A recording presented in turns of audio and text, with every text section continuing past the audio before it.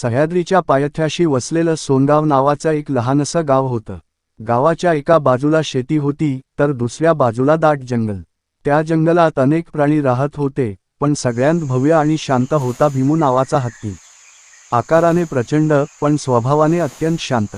गावात रामू पाटील नावाचा एक गरीब शेतकरी राहत होता. त्याच्याकडे थोडीशी जमीन होती. तो निसर्गावर प्रेम करणारा माणूस होता. झाडं तोडणं, प्राण्यांना त्रास देणं त्याला अजिबात आवडत नव्हतं. शेतात काम करताना दिसणाऱ्या पक्ष्यांना तो धान्य टाकायचा, जखमी प्राणी दिसला तर पाणी द्यायचा. संकटाची सुरुवात. एक वर्षी पावसाने कहर केला. 3 दिवस 3 रात्र पाऊस थांबायचाच नाही. नदी दुथडी भरून वाहू लागली. रामू एके दिवशी जंगलाच्या कडेला असलेल्या शेतावर गेला असताना अचानक पूर आला. पाण्याचा वेग इतका प्रचंड होता की रामू एका झाडाला धरून उभा राहिला. कोणी आहे का? तो जीवाच्या आकांताने ओरडला. तो आवाज जंगलात घुमला. हत्तीचा आधार. तो आवाज ऐकताच भीमू सावध झाला. पाण्याची भीषण गर्जना असूनही त्याने माणसाचा आक्रोश ओळखला.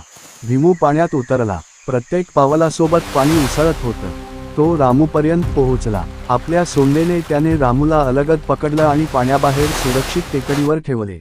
रामू थरथरत होता. त्याचे डोळे भरून आले. आज तू माझा देव झालास, तो म्हणाला.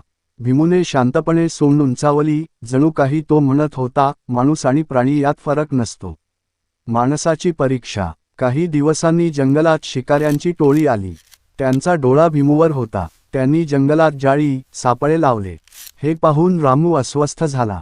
आज भीमू संकटात आहे. आता माझी वेळ आहे, तो स्वतःशीच म्हणाला.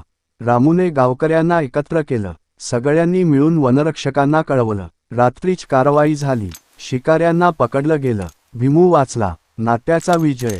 दुसऱ्या दिवशी सकाळी रामू जंगलाच्या कडेला गेला. भीमू तिथेच उभा होता. दोघेही शांतपणे एकमेकांकडे पाहत होते. भीमूने सोंड पुढे केली. रामूने त्यावर प्रेमाने हात ठेवला. त्या क्षणी माणूस आणि प्राणी यांच्यात शब्दांशिवायचं नातं तयार झालं.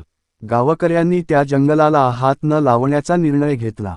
जंगल हिरवं राहिलं, प्राणी सुरक्षित राहिले आणि माणसालाही निसर्गाचं वरदान मिळालं. बोध.